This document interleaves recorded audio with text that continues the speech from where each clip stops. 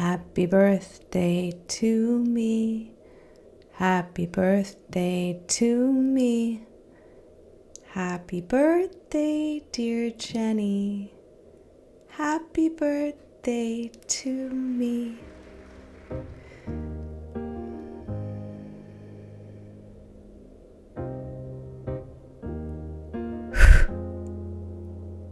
Welcome to Values Forward, where we help you live a life guided by what matters most. I'm your host, Jenny Ketchum-Crooks, and today we're exploring how to move forward with purpose. Whether you're choosing or discovering your core values, building momentum by stacking small steps, or learning to say hello to the discomfort that comes with growth, you're in the right place. Let's dive into today's conversation and discover how taking a values-forward approach in your life can transform your journey too. This episode is brought to you by my sobriety. My sobriety. Here's a curious thing. I recorded this sobriety episode previously, and I was really nervous about recording it. I wanted it to, about my perfectionism stuff. I don't know. I had this idea in my head that it would be better if I scripted it and if I really thought through, so that it wasn't just this long streaming consciousness thing. And then I thought, how about you just get back to your roots, Jen, and talk about what it was like, what happened, and what it's like now. Before we jump into what it was like, I want to share a few key statistics and trends that might put my use or your use, or maybe even your kids' use, into a bigger context. For alcohol, the average age when you first try alcohol right now is 11 for boys and 13 for girls. This is according to some national surveys. By 8th grade, approximately 23% of students have reported trying alcohol. That means 77% of students have not tried alcohol. And the percentage of teens drinking has actually decreased over the past decade. This is a positive trend. For other substances, around 13% of 8th graders report having tried marijuana. Prescription drug misuse among teens has declined significantly since 2015, and most teens, almost 80%, choose not to use any substances at all. What makes that 20% of kids more likely? We know that major family disruptions increase the risk of substance use. Parental separation, divorce, frequent moves, housing instability, exposure to domestic conflict, parental incarceration, or loss of a parent or caregiver. As I share about what it was like, I want you to listen for the daily habits. They aren't just routines. They're powerful predictors of future actions. When we identify these recurring patterns, we gain invaluable insight into not only what someone else has done, but what they're likely to do next. By tracking these behavioral footprints, we create a roadmap of human tendencies that helps us anticipate responses before they even occur. As you listen to what it was like for me, listen for these behavioral footprints. I started using weed first. I started smoking cigarettes first. First thing was cigarettes. We'd get dropped off at Burger King. We'd steal them from the Rite Aid or whatever it was that was near the Burger King. And then we would, because they were still on the shelves as you would check out. And we would put them, we would divvy up the cigarettes, we'd put them in our Altoids case, and then we'd have cigarettes. Oh, it's great. We'd have cigarettes on our way to school. This was in 7th grade. So that was first. Then me and a girl named Erin tried smoking weed out of a Coke can. I think it was actually a Sprite can. Also 7th grade. Life erupted for me. Parents divorced, we moved cities, I moved schools, and it just got really hard to be inside of my meat suit. And going to a new school is not fun, especially when you're one of the kids that lives in the street with the apartment, and it's this really wealthy community, alarmingly wealthy community. Great school system, though. I guess that's what your tax dollars pay for. But anyway, it was tough going into this new school. And I'm very good at putting like scaffolding around me to hold me up. And some of that scaffolding is like a tough exterior. Some of that scaffolding is like humor. Some of that, when I was younger, was like revealing clothing and like weed and cigarettes. Those were things that made me feel like I had some control over something. Like I had this thing about me that was like just about me, and it was just bad enough, and it made me kind of edgy. I don't know, I liked the identity piece of using when I was a kid, not using really intense drugs, because my dad had a history of that, and that was scary. That was really scary. But just enough, just edgy enough. One of the first drinks that I had, I remember, I don't actually know if it was my first drink. Here's the really tricky thing about starting to use drugs when you're really young and having trauma when you're really young, and the combination of those two.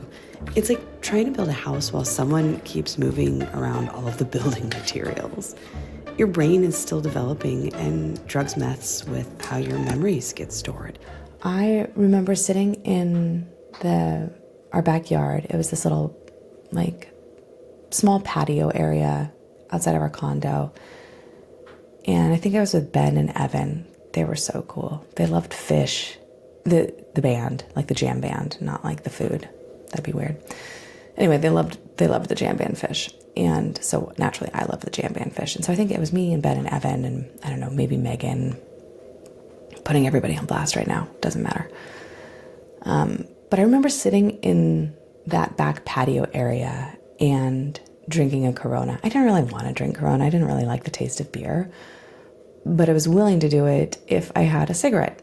And I realized that if I had a cigarette and drank my beer fast enough, I couldn't really taste the beer, but I got the buzz and I got to like do the social thing. So from a really young age, I learned that alcohol helps me socialize in ways that I didn't think I was capable of doing otherwise. Side note, this is actually one of the reasons why we see such high rates of what's called comorbidity when there's two different diagnoses that are like buds and showing up together. This is why we see such high rates of social anxiety disorder and alcohol use disorder, because society says drinking will help you socialize. Okay, before we go forward, let's start with a little bit of research. We know that social anxiety affects approximately 15% of teens at some point during adolescence. It's a pretty common thing. Now, here's where it gets interesting. Teens with social anxiety are 2 to 3 times more likely to develop problems with alcohol than their peers without anxiety. Social anxiety shows up first, then 2 to 3 years later, we start to see things like alcohol use disorder. This timing is critical. This isn't coincidental. It's a behavioral footprint that gives us a window for intervention. So what's actually happening under the hood of social anxiety? That intense fear of judgment, embarrassment, or rejection. The physical symptoms can be overwhelming: racing heart, sweaty palms, nausea. Then comes the discovery that alcohol or weed or even cigarettes temporarily reduce these symptoms. It gives us a safe way of interacting in social setting. It works through our brain's GABA system, essentially lowering our inhibition. This creates immediate negative reinforcement. The anxiety decreases, which is a powerful reward. Our brains are designed to remember what helps us escape discomfort. Here's where the cycle becomes problematic. Over time, the brain adapts. The anxiety returns, often stronger when not drinking. And it takes more alcohol to achieve the same relief. This is where we see the predictable behavioral footprints leading from social anxiety to alcohol dependency. But why are teens particularly vulnerable to this cycle? Well, there are 3 key factors. First, our prefrontal cortex, our brain, the part that's responsible for decision-making and impulse control, still under construction until our mid-20s. This makes it really hard for us to resist the short-term relief in favor of long-term health. Second, our limbic system, this emotion center. It's highly active during adolescence. Social emotions are intensified during these years. third, the drive for social acceptance is at its strongest, exactly when teens are most sensitive to social judgment. These developmental factors create the perfect storm for this particular comorbidity. Knowing this information also allows those of us who have struggled with things like alcohol use disorder or social anxiety to look back on our behavior with a little bit more kindness. For those of us who are socially anxious or deeply worried about being judged, it's just oppressive enough to inhibit our fear and let us do the thing that we want to do, which is try to connect with people. There are downstream problems with that. We'll talk about that later, maybe even in a different episode. Anyway, I identified a way to connect with kids my age, and that was through drinking. What was it like? You know, I think the first time I blacked out was when I was 14. It's pretty young. That feels pretty young to be blacking out on alcohol. Like my kid's 7 years younger than that. That's pretty young. Have you seen a 14-year-old lately? Or are you 14? Like, that's young. If you're blacking out at 14, alarm bells. If you blacked out at 14 and you're still drinking, alarm bells. If you're blacking out at all, alarm bells. But I was blacking out as early as 14, and things would happen. Like, things would happen in a blackout that I didn't remember, that I would get told about the next day. And they were like more scandalous things, like I would apparently get with a bunch of people in a hot tub, or get with guys that I hadn't meant to get with. And I don't know, at the time, I felt so much shame about it that I just sort of like played it off as like, ha ha ha, funny. Like, oh.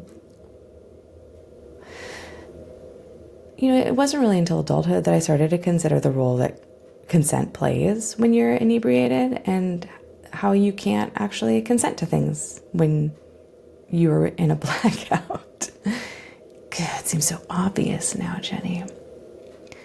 And that's not to say that like those kids raped me, because I don't know what their mental state was. I don't know if they knew that I was in a blackout. I don't know if they were also blacked out, and I'm going to choose to give them the benefit of the doubt that like they didn't mean to cause me harm. I'm just not going to lean into that idea. I don't think it's helpful.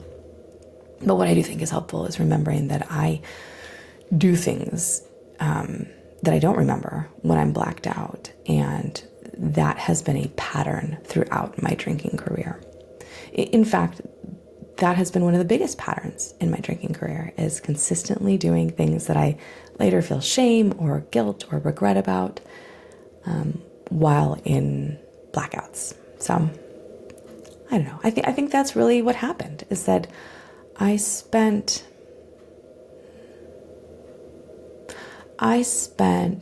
collectively 14 to 26, a solid 12 years building that into my behavioral repertoire, right? I practiced getting so drunk that I would black out. And I practiced feeling guilty and ashamed the next morning. But I didn't practice sitting with that guilt and shame long enough to make some sort of behavioral change. I just sort of felt it and jumped back into drinking, because that was actually also a very effective way to not feel guilty and ashamed. Like, if you just stay intoxicated, the feelings don't creep in as easy. It's a very compelling thought, isn't it? So that's what happened. I spent a lot of my youth using alcohol and coke and weed to keep out the things that I was feeling inside of my meat suit, this like rental unit that I'm living in. And then that just stopped working. And not to say like it stopped working, like it could have continued to work, but what happened is that I actually started to care about other things in my life than just not feeling my feelings. I think there was this thing that happened where my values started to get really clear, and my compass, like the thing that tells me whether or not I'm moving toward those values. That also started, like I started to set that compass. Like this is what's important to me. This is what I want to head towards. And in my 20s, it was intimacy. It was connection. It was like actual, genuine connection, which is very different than the kind of connection that I was building and the kind of intimacy that I was experiencing. So what happened? So that's what it was like. It was lonely. It was a ton of fun. And it was really disconnected. That's what it was like. What happened? Well, I went to rehab. I checked into Dr. Drew rehab, and this is something I talk about often. So even as I'm saying it, I notice that it's sort of like it's a well-greased machine, this part of the story. That's fine. I checked into rehab, to sex rehab with Dr. Drew. I thought it would be great for my porn career. It was not great for my porn career because they do not serve Jack Daniels or cocaine at the Pasadena Recovery Center, because it is a recovery center and you are expected to be sober while you are in a recovery center. So that's what happened. I ended up getting sober. And when you take all of the substances out of your body, what happens is all of the things that they were depressing are still there. It's magic. It's like, oh, this didn't actually fix anything. And also, I don't know that I'm actually broken. Like, there's all of these things that I feel inside, and maybe I'm meant to feel these things inside, and maybe it's okay to feel these things. And once I started to feel those things, there were some big life changes that I realized I had to make. And one of them was leaving porn, because I would have just been a terrible porn star if I had feelings. Some people aren't. I don't get that, but some people aren't. I would have been a terrible porn star if I also had to have emotions. So I had to change that. And then I also had to let go of doing a ton of cocaine and drinking a ton of Jack Daniels. Still miss it.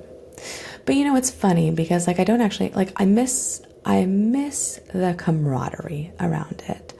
I miss the balls to the wall. I'm going to be crazy. This is going to get nuts. We're going to get lit.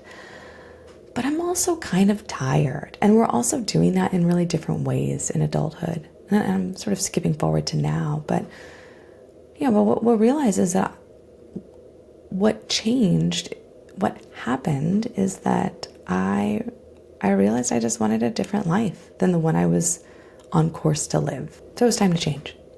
So what are some small steps that I took? That's really where it started, right? It's like I noticed this pattern. I reoriented my compass towards these stars, these north stars that I actually cared about. My values. And then I started taking small steps. So I let go of my life in the porn industry. That was a pretty big step, but it was surprisingly small in terms of what action I had to do. All I had to do was quit. Say I quit. I said I quit in very public spaces, like my website, my blog, Becoming Jenny. I quit there. I talked about how hard it was to quit. Every day I'd write a little something. And that was a small step, really helpful. I started going to anonymous programs and making friends with people in anonymous programs and building up this social circle that wasn't just based on alcohol. And that was really helpful. But those were a bunch of little small steps. They stacked up over time. And at a certain point, I started to think, well, maybe it's just the cocaine and all the weed and the porn that was the problem. Maybe it's not Jack Daniels. Because, Jack Daniels sort of whispers in my ear sometimes. And anyway, needless to say, it was the Jack Daniels. It was also that was problematic. Because when I ran that test, when I ran that experiment, what I discovered is that I did things in a blackout that I regretted and that I didn't remember. And there was the same flavor of things that I had been doing since I was 14, or been having done to me since I was 14. The language doesn't actually matter. But the point is that I know with pretty pretty high reliability that this pattern is really ingrained. And that if I add alcohol to my human suit, then I'm really, really likely to fall back into that pattern. I'm not interested in that pattern anymore. It doesn't serve me. It is not sending me in the direction of the life I want. When we talk about changing deeply ingrained patterns like alcohol use, acceptance and commitment therapy gives us a powerful framework. It's called the choice point. Every moment offers us a decision. We can move toward what matters most to us or away from it. With alcohol, many believe moderation is possible. Many hope moderation is possible, that they can maintain partial engagement with the pattern. But for deeply ingrained neurological patterns, the middle path often fails. Here's why. Neural pathways don't partially activate. When we engage in any aspect of the pattern, we strengthen the entire network. One drink activates the whole system of associations, emotions, and habits. At the choice point, we experience discomfort. Our mind generates thoughts to justify continuing the familiar pattern. What makes this choice point powerful is reconnecting with what truly matters to us. These aren't abstract concepts. They're the qualities that make life meaningful. The path of continuing to drink offers temporary comfort and maintains the status quo, but it undermines our deeper values. ACT teaches us mindfulness, the ability to notice our thoughts and urges without being controlled or bullied by them. We can acknowledge the discomfort of change while still choosing differently. Our past choices create behavioral footprints, patterns of action that our minds and bodies are accustomed to following. With alcohol, these footprints include when we drink, why we drink, who we drink with, and the emotional states that trigger drinking. Our values become the compass that guides us through these choice points. The question isn't, can I have just one drink, but rather, which direction takes me toward the life I truly want? This isn't a one-time decision. In sobriety, we will face this choice point repeatedly. Each time we choose our values over the pattern, we strengthen a new neural pathway. These are what we call behavioral footprints, the tangible evidence of our choices. Each choice leaves an imprint that makes the next similar choice more likely. The power of a choice point isn't in perfect execution. The power is in the committed action, in continuing to move toward what matters most, even when it's difficult, especially when it's difficult. When we recognize that maintaining any aspect of the alcohol pattern keeps us from fully living our values, the choice becomes clear. Not easy, but clear. So I decided to quit drinking alcohol too. And that was a great choice for me. That was a choice I made 13 years ago. It's a choice that I made every day for a while. And now it's just sort of a new pattern. It's a new habit where I just don't drink, right? I'll have some, like, I've been playing with like non-alcoholic, like rosé and sparkly bubbly shit like that. But ultimately, like, and some of that's just so that I get the opportunity to like feel the craving to have actual alcohol and not give into it. And so it's kind of fun, like learning how to ride that urge, that wave of the urge. That's okay. But what is it like now? Now it's amazing. Like now I get to be connected to people. Now I get to have kids that I show up for, and not effortlessly, but like effortlessly. It doesn't hurt. I'm never hungover in the morning. I can get up at 6 a.m. Sure, easy.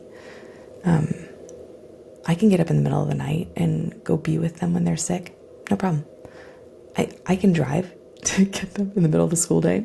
I'm not Pinot drunk at 11. Like, this is great.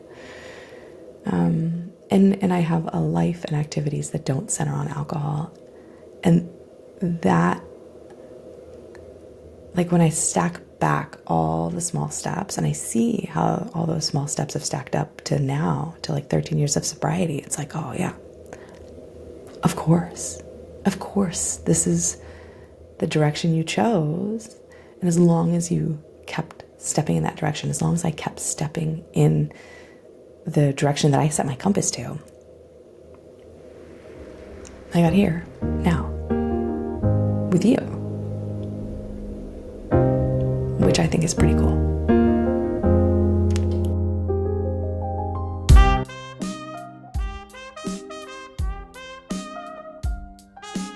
Thanks for joining me today on the Values Forward show. I'm so happy and so grateful that you are here. Again, my name is Jenny Ketchum-Crooks. I am your host and can't wait to see you next time. If this was meaningful to you or you know somebody that it would be meaningful for, please send it on, share it. You can follow me on Instagram at Becoming Jenny. You can also follow and subscribe to the YouTube channel where I have made really cool videos for you to share that will totally make this podcast even better. So please get on YouTube, check it out, follow, subscribe, get on Instagram, follow, subscribe. Thank you so much for giving me your time this week, and I'll see you in 2 weeks.